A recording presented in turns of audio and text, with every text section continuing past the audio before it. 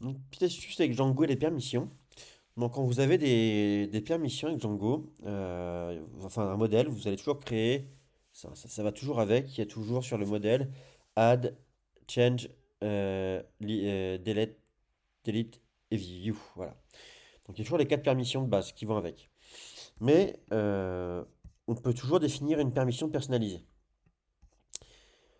Donc comment après on va l'utiliser? Donc imaginons, alors de manière traditionnelle, on peut bloquer l'accès à une vue hein, avec une permission. Donc là par exemple, je bloque l'accès à la vue en fait si la personne, l'utilisateur n'a pas cette permission. Ici je lave une 403 grâce à ce paramètre. Sinon il est redirigé vers une vue de login. Donc ça c'est pas vraiment ce que je voulais montrer aujourd'hui. Donc cette vue personnalisée.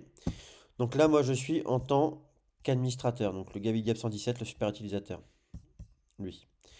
Lui, il a juste un statut équipe. Il n'est pas super utilisateur. Donc, du coup, bon, pour ceux qui sont pas encore habitués, on va y aller. On va retirer les permissions ici.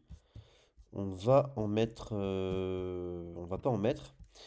On va pas en mettre. Et ce que je vais faire, c'est que je vais. Hop.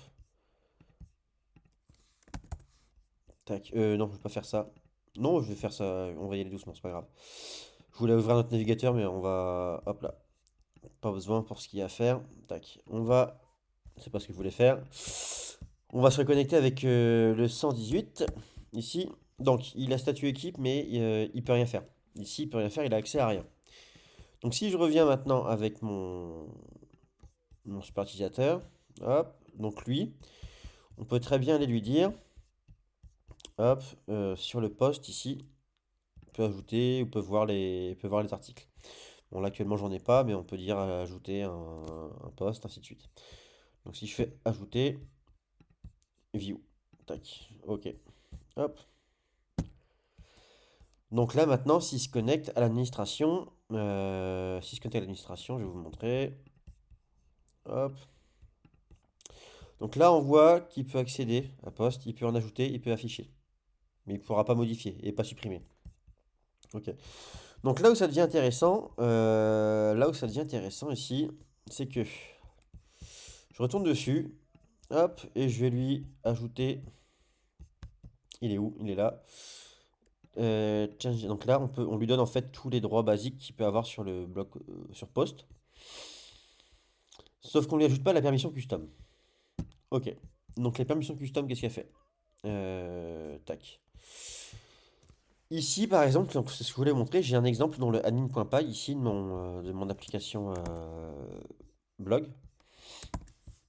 Et donc, ici, je vais enregistrer entre guillemets mon modèle d'administration. Sauf que je vais définir des champs. Donc là, on va dire quoi? On va mettre en read-only en français, en lecture seule, voilà, excusez-moi, en lecture seule. Donc, ce champ-là, si il n'a pas la permission can publish, permission qu'on a définie ici. Sinon, il n'y en a pas. Voilà. Sinon, tout est modifiable, mais là, il est en read-only. Ensuite, on va sécuriser ça. Bon, là, je l'ai fait un peu à la va-vite, hein. On aurait pu faire un peu plus propre, peut-être en récupérant la valeur de l'ancienne instance. Bon, bref. Ici, si on a bien published, ici, qu'il n'a pas la permission. Et ben on dit non, en 2403, là, tu peux pas publier des articles. Voilà. Bon, après, il peut pas déjà le faire avec ce champ-là, mais ça, c'est une sécurité supplémentaire. Mais déjà, avec ce champ-là permet, entre guillemets, pas de griser, mais de rendre non modifiable le champ.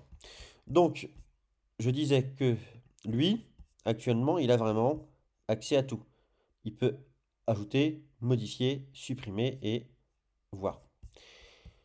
Pourtant, du coup, ce que j'expliquais, c'est que si je me reconnecte avec lui, hop, donc il va pouvoir aller ajouter un article. Sauf que ce champ-là, en fait, il peut pas l'utiliser. Donc on va mettre test, test, hop, hop.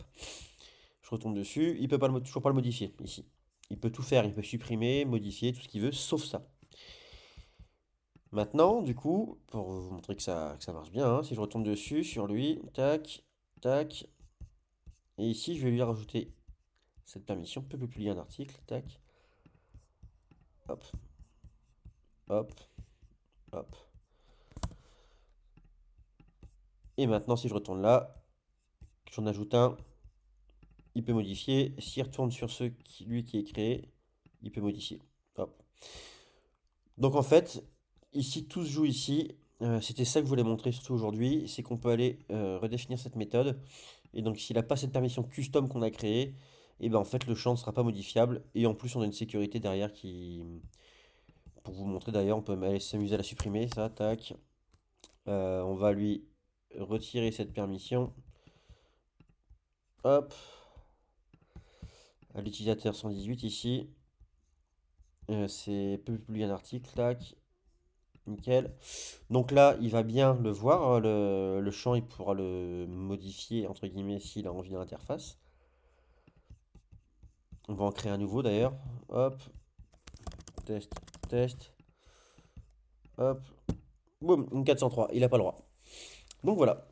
Donc voilà pour la petite vidéo, c'était pour revenir sur les permissions, donc pas forcément, entre guillemets, ce que je montre. Alors, c'est vrai que j'ai jamais fait de vidéo dessus sur les permissions, entre guillemets, comment on peut gérer dans les vues et les groupes, ainsi de suite. Mais là, c'était vraiment centré autour de l'administration.